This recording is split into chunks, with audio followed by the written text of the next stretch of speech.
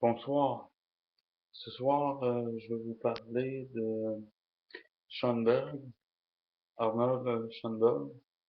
Ici, j'ai sa symphonie de chambre numéro 2 avec Die Glückliche Hand. Ok, c'est en allemand, excusez-moi. Je sais pas comment prononcer ça correctement. Euh, Quoi dire sur Arnold Schoenberg?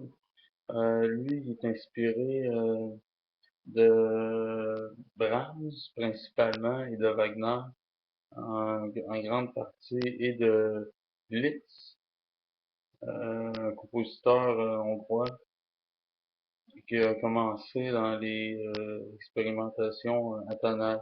Parce que, mettons, Schoenberg il est reconnu comme pour avoir commencé l'atonal puis le surréalisme. Ce disque-là, il est bon. Euh, Moi, j'aime bien la symphonie de chambre, puis Die Glücklichen,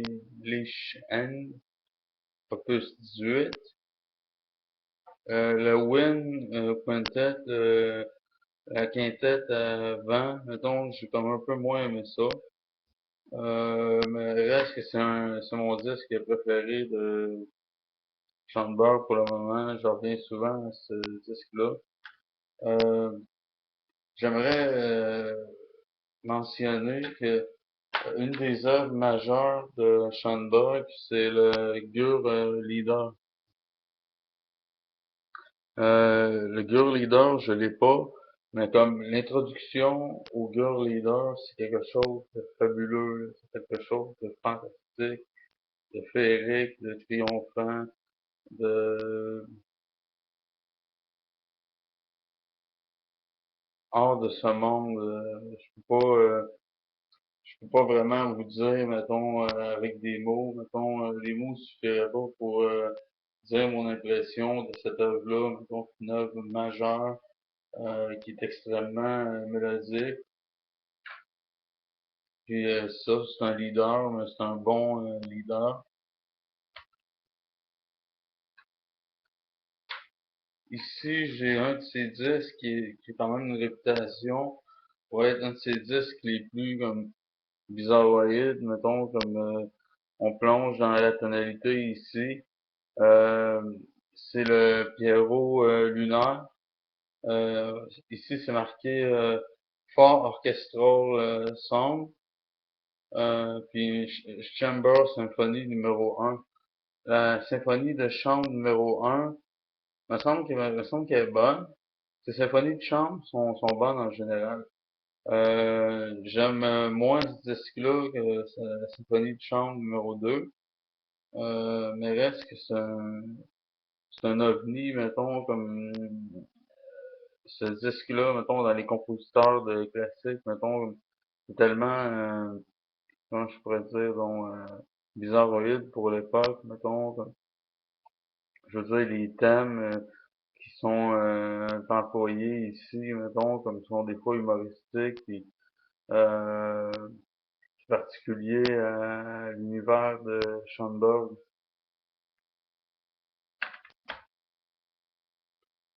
Dans les autres disques que j'ai Schoenberg, Verlac, Natch, La nuit transfigurée, que j'aime beaucoup. C'est un de mes préférés de Schoenberg. Il est court, mais il est comme bon, il est tragique, il est mélancolique, il est pas trop atonal, mettons, fait que euh, il est facile à écouter, mettons, il est pas trop comme audacieux pour éloigner des gens, dans le fond. Ici, j'ai Arnold Schoenberg, Five Piece for Orchestra. Ça, j'avoue, sont 5 pièces pour orchestre. Je trouve qu'il y a des longueurs sur ce disque-là, mettons, sur cet enregistrement-là, cette composition-là, plutôt. Je trouve que, mettons, par moment, mettons, on trouve que le disque, mettons, il joue depuis des heures, mais comme, pas que c'est plate, mais que, mettons, il y a peut-être des bouts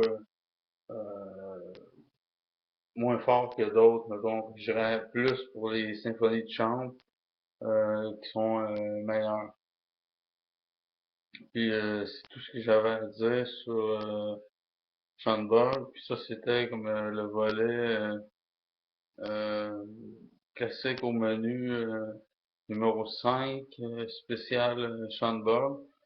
J'aimerais rajouter que Schoenberg a inspiré un paquet d'autres compositeurs, dont Alban Berg, dont Anton Weber, dont Giacinto Selci, euh, probablement Messien, genre, mettons, hypothétiquement, il y a des chances, mettons, comme moi, je fais partie d'une des rares personnes qui trouve que la musique de Schoenberg, par moment, a rejoint la musique à Messien, mettons, même s'il y en a qui disent que Messien, il a pas exploré la tonalité au maximum, mettons, il a juste un peu joué dedans, là.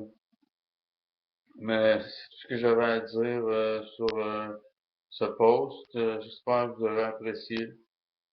Puis c'est un compositeur important, mettons, vous devriez avoir une écoute de ce qu'il a fait, mettons, de ses œuvres majeures.